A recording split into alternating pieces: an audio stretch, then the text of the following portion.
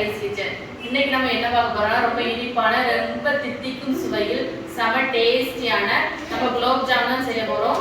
இது வந்து நம்ம ரொம்ப கஷ்டப்பட வேண்டியதில்லை. நம்ம ஆச்சி குலோப் ஜாம் மிக்சட் மாவு தான் நம்ம எடுத்துருக்கோம். ஒன்று வாங்கினா ஒன்று ஃப்ரீ. நம்ம இதுக்கு ஒரு பாக்கெட் வச்சு தான் இப்போ செய்ய போறோம். வாங்க பார்க்கலாம். வீடியோ பார்க்கறதுக்கு முன்னாடி நம்ம சேனலை சப்ஸ்கிரைப் பண்ணாதவங்க பண்ணி பக்கத்துல இருக்க பெல் பட்டனை கிளிக் பண்ணி ஆல் கொடுத்துக்கோங்க. அப்பதான் நாங்க போடுற ஒவ்வொரு வீடியோவும் உங்களுக்கு நோட்டிஃபிகேஷனா வரும். வாங்க வீடியோக்குள்ள போகலாம். குலோப் ஜாம் மாவை ஒரு பவுல்ல மாத்திக்கலாம். குலோப் ஜாம் மாவு ஒரு பவுலுக்கு நம்ம இப்போ மாத்தியாச்சு. இப்போ நம்ம இது தண்ணி ஊத்தி கொஞ்சம் கொஞ்சமா தண்ணி ஊத்தி நம்ம இப்போ சப்பாத்தி மாவு பதத்துக்கு நல்லா விரசி எடுத்துக்கலாம். இந்த மாதிரி மிக்ஸ் பண்ணி எடுத்துக்கலாம்.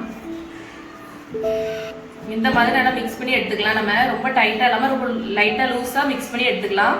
இந்த மாதிரி நல்லா உருட்டி எடுத்ததுக்கு அப்புறம் இதை ஒரு மூடி போட்டு ஒரு 5 நிமிஷம் ஊற வச்சு எடுத்துக்கலாம். 5 நிமிஷம் நல்லா ஊறினதுக்கு அப்புறம் இந்த மாதிரி உருண்டை பிடிச்சு எடுத்துக்கலாம்.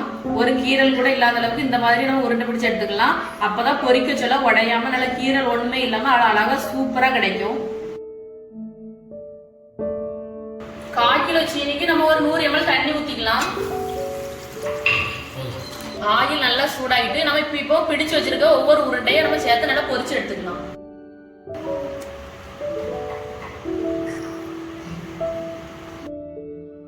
தீய நல்லா குறைச்சி வச்சுக்கிடுவோம். ஆயில் நல்லா சூடானதுக்கு அப்புறம் தீய நல்லா குறைச்சி வச்சிருவோம்.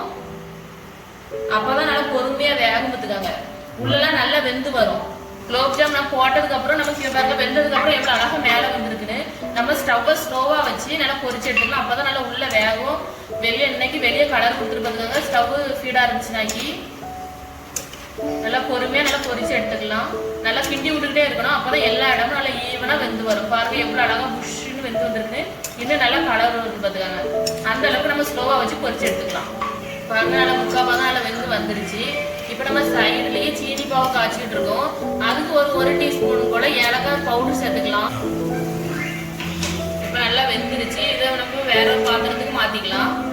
இந்த கலர்ல எடுத்துடணும். இல்லைனாக்கி நல்லா கரிஞ்சிட்டு ஒரு மாதிரி கலர் நல்லா இருக்காது, சாப்பிடவும் நல்லா இருக்காது.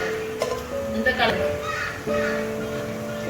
இதை இப்ப நம்ம டைரக்டாவே சீனி பாகுல சேர்த்துடக்கூடாது பார்த்துக்காங்க. ஒண்ணு வந்து இது ஆறி இருக்கணும், இல்லைனாக்கி சீனி பாகு ஆறி இருக்கணும். நம்ம இதை ஆற வச்சுதான் நம்ம சீனி பாகுல சேர்க்கணும். நல்லா ஆறதுக்கு அப்புறம் சேர்த்தாதான் நல்லா உடையாம நல்லா உருண்டை நல்லா முழுசா கிடைக்கும் பார்த்துக்காங்க. உருண்டை நல்லா ஆறிட்டு பார்த்துக்காங்க. நம்ம இப்போ சீனி பாகுல சேர்த்துக்கலாம். ஏதாவது ஒண்ணுதான் ஆறி இருக்கணும். அதை பத்தி பிரச்சனை. சீனி பாகு சூடா இருந்தா பிரச்சனை இல்லை. அப்பதான் எடுத்து சாப்பிட நல்ல டேஸ்ட்.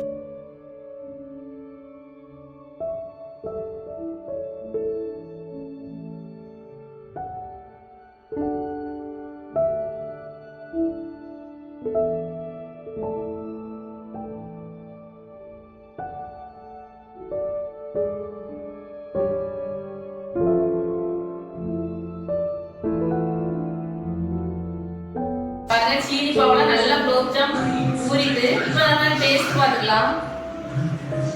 பாருங்க எவ்வளவு அழகா நல்லா சாஃப்டா எவ்வளவு அழகா உருண்டையா இருக்கு.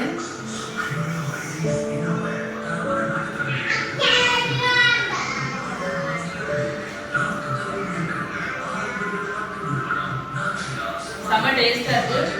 யாருக்காவது கட்டு இனிப்பு சாப்பிடணும் அப்படின்னாக்கி இந்த மாதிரி நம்ம வீட்லயே நல்லா சுத்தமா செஞ்சு கொடுத்துடலாம். பிள்ளைங்களுக்கு நல்லா இருக்கும்.